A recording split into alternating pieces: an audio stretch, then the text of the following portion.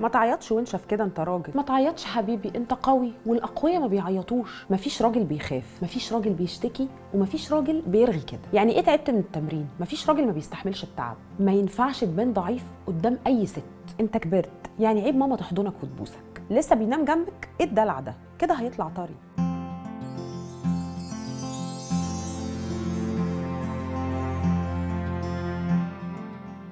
مساء الخير.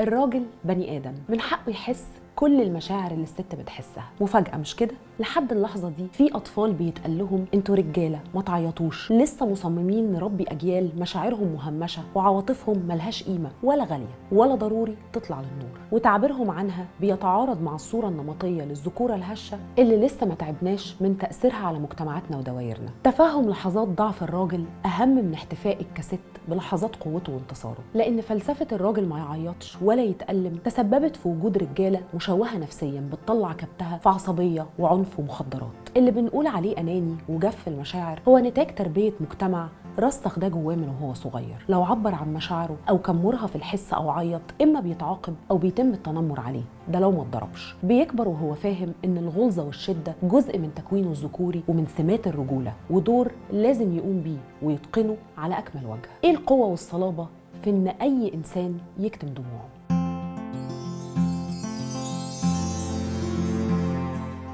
لا طبعا، انت عايزه واحد حابس نفسه في دور القوي عديم المشاعر. اصل هتعتمدي ازاي على راجل بيلجأ لك ويترمي في حضنك وينهار ويشتكي؟ صحيح. طب امتى اخر مره جوزك حضنك وقال لك انه بيحبك؟ طبيعي. مستغربه ليه وبتقوقي وتصيحي ليل نهار؟ ما الحب مشاعر زي الحزن، واللي مش هيعبر عن حزنه وضيقه وألمه مش هيعبر عن حبه. انت مش سايبه مساحه لده، فمش من حقك تطلبي ده. الستات اعداء بعض واعداء الرجاله الشفافه اللي ما فقدتش ادميتها. اول ناس هيقولوا الراجل ده ملزق خروف ومش راجل، سحراله لما يلاقوا واحد بيحب مراته وبيحترمها وبيدلعها وبيقدرها. طب بتسالوا نفسكم الرجاله بتحل مشاكلها النفسيه ازاي وبتفرغ طاقه الحزن والمشاعر فين؟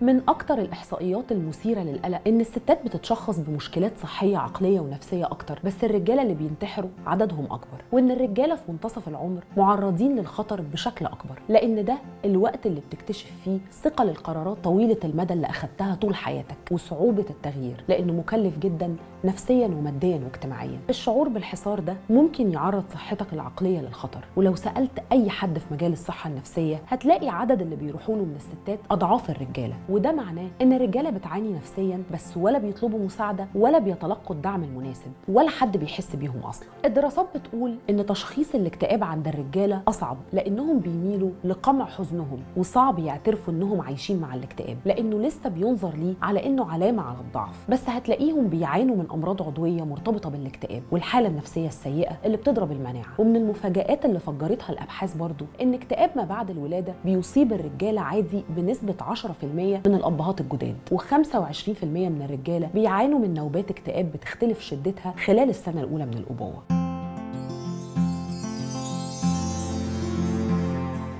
لسه في ناس بيمنعوا أولادهم من الإحساس بالمشاعر السلبية والتعبير عنها بأبسط الطرق زي الكلام والعياط. بعد يوم طويل الطفل واجه فيه 50 موقف مشحونين بأفكار وعواطف، هل بنقعد نتكلم معاه ونعرفه المشاعر دي اسمها إيه وممكن يعبر عنها ويفرغها إزاي، ولا بنسيب مشاعره جواه يصحى بيها تاني يوم يعمل تصرفات مش لطيفة نقول عليها سوء سلوك؟ إنك تقول لطفلك أنا حاسس بيك وحاسس بوجعك وعارف إن اللي حصل لك صعب ومؤلم، دي أحد أهم الحاجات اللي هتبني بيها علاقة صحية معاه. يمكن لو أهالينا كانوا أقروا بمشاعرنا وصدقوها ما كناش تعبنا في حياتنا، وما كانش كتير مننا دور على حد يسمعه ودخل علاقات غير سوية. ليه أقول لابني ما يعيطش لو خسر في حاجة بيحبها؟ ليه أكتم جواه مشاعر حاسس بيها؟ المفروض أأكد مشاعر ضيقه وشاركه حزنه وخليه يتكلم عن اللحظة اللي بيمر بيها. تربية الولاد مش حاجة صعبة ولا محتاجة جمودية قلب وضبط نفس، بالعكس الولاد محتاجين في مراحل طفولتهم ومراهقتهم للتربية بحب واحتواء وتفهم أكتر من القدر اللي بتحتاجه البنات.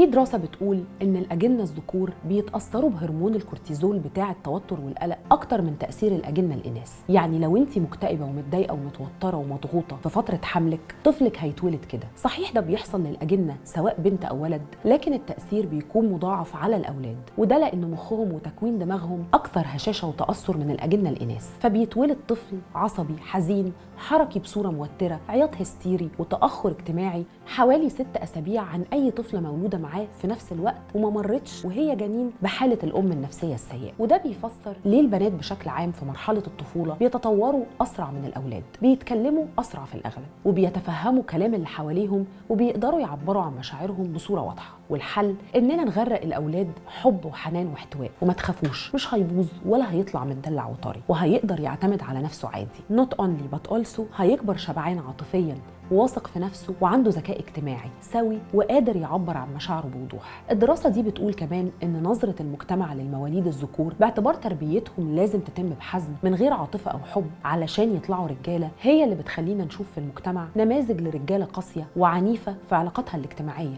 وعندهم مشاكل نفسية وبيمارسوا الذكورة وليس الرجولة. الكلام العنصري عن العياط والخوف بيخلي الطفل يحس بالإهمال، وبالتالي هرمون الكورتيزول يعلى عنده، فيكون عرضة أكتر للتوتر والاكتئاب وتشتت الانتباه وفرط الحركة. الطفل محتاج بجانب التربية الحازمة المتزنة تربية عاطفية، محتاج يتحضن ويعرف إن من حقه يعبر عن مشاعره بوضوح زي الخوف والغضب والحزن والعياط، الحب والسعادة. محتاج الأم والأب يسمعوه ويصاحبوه ويصلحوا أول بأول المفاهيم الغلط اللي هتتصدر له في المجتمع عن مفهوم الرجولة. محتاج يتربى على الحنية والمشاركة والتعاطف والعطف. محتاج لما يطلب ينام جنبك مرة ولا مرتين تلبي رغبته، ولما يشبط في لعبة مطبخ ولا عروسة تسيبيه يلعب، لأنها مراحل اكتشاف مش لازم نكبتها ونوجهها. محتاج لما يكبر شوية ويجي يحضنك ما تبعديهوش عشان كبر، وعيب يعمل كده. محتاج يتربى وسط أسرة متزنة نفسيا ويحصل على أكبر كم من الأفكار الإيجابية عن نفسه على الأقل في أول 7 سنين من عمره، لأن دول أساس تكوين شخصيته. الأولاد حقيقي بيلاقوا صعوبة في التعبير عن مشاعرهم واحتياجاتهم، وعلشان ينضجوا ويتطوروا بصورة طبيعية سوية لازم لهم مجهود زيادة في الاحتواء والحب. العلاج بالكلام بيساعد في حل مشكلات الصحة العقلية الرئيسية اللي بيعاني منها الرجالة زي التوتر والقلق والإدمان والاكتئاب.